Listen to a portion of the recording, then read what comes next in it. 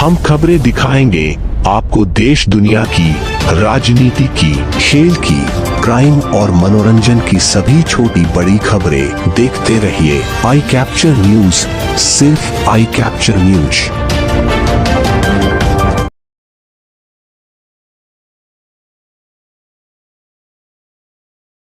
देख रहे हैं गरीब आम आदमी किस तरह जो है आज पिसकर रह गया है। मेहनत का सामान के हालात बद से बदतर हुए हैं। बेरोजगारी बढ़ी है, महंगाई बढ़ी है, असमानता की जो खाई है वो लगातार बढ़ती जा रही है। प्रदेश में आम जनता के मुद्दों का समाधान करने के बजाय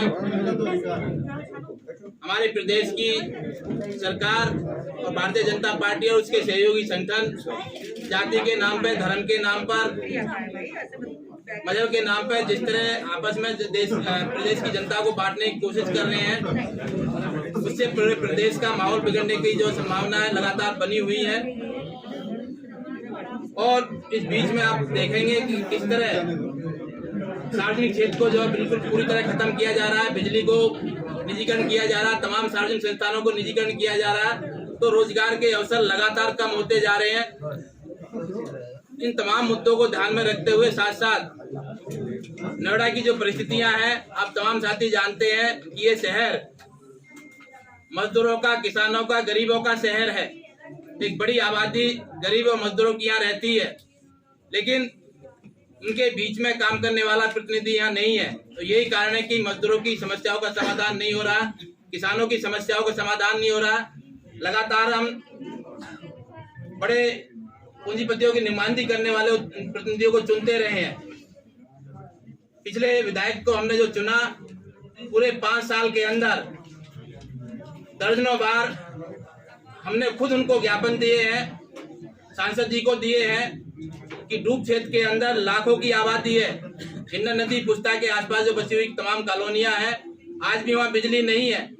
लगातार 5 साल तक विधायक जी, सांसद जी हमें आश्वासन देते रहे, बिजली मंत्री हमें आश्वासन दे के गए, लेकिन उस समस्या का आज तक समाधान नहीं हुआ। विकास के काम वहाँ कोई नहीं हो रहे हैं, ना बिजली है, ना पानी है, ना सड़क है, ना सीवर है, कुछ नहीं है। झुग्गी बस्तियों के जो हालात है वो भी आप देख रहे हैं। झुग्गियों के पुनर्वास की नीति जो बनी, वो जो किस तरह जो है खटाई में पड़ गई है, और आज तक जो है झुग्गियों के पुनर्वास की जो है कोई जो है संपूर्णता में नीति है ही नहीं। मजदूरों के जिस तरह औद्योगिक क्षेत्र है, मजदूरों के लिए आवास की कोई व्यवस्था नहीं है।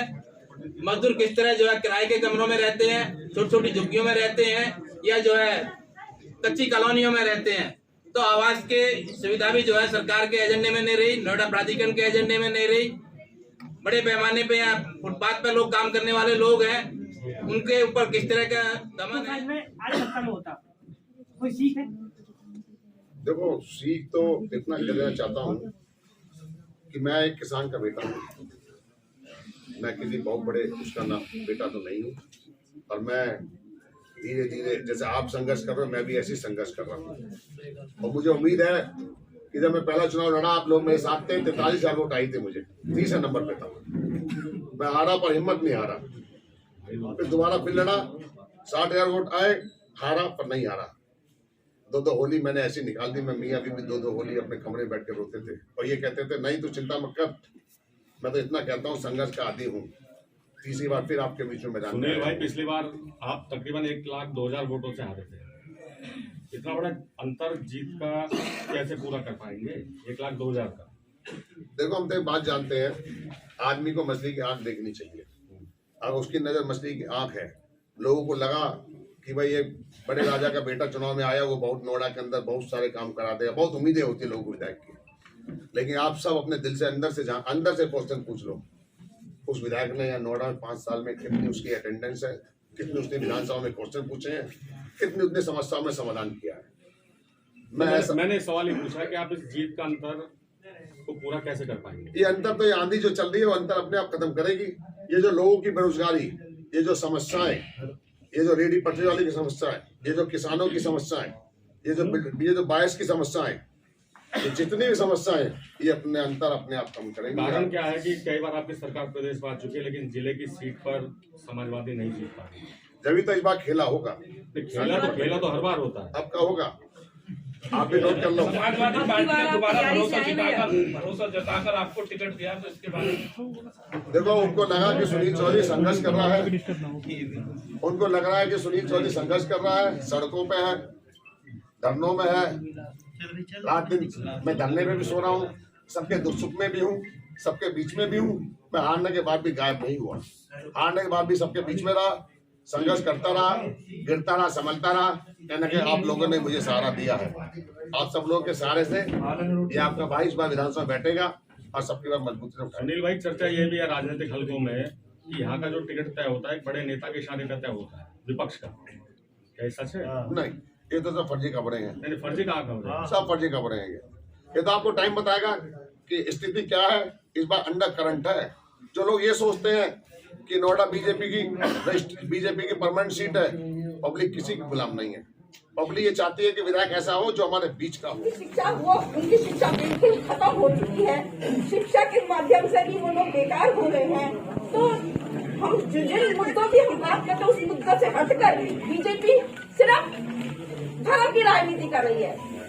जो देश की वो बचा नहीं सकता, जो देश को बांट रहा है, तो उसके बारे में हम क्या कह सकते हैं। इसलिए साथियों, हमारा यह मानना है कि जो पार्टी देश का नारा, झूठा देश का नारा लगाकर जो हमारे इस चुनाव के लिए और प्रोग्राम रखे हैं उनको भी धन्यवाद, हमारे प्रेस कॉन्फ्रेंस को भी धन्यवाद। और मैं कहना चाहती हूँ कि साथियों, ये चुनाव हमारा जो है महिलाओं की तरफ से और पूरी जनता की तरफ से, जहाँ तक हम लोगों से पहचान है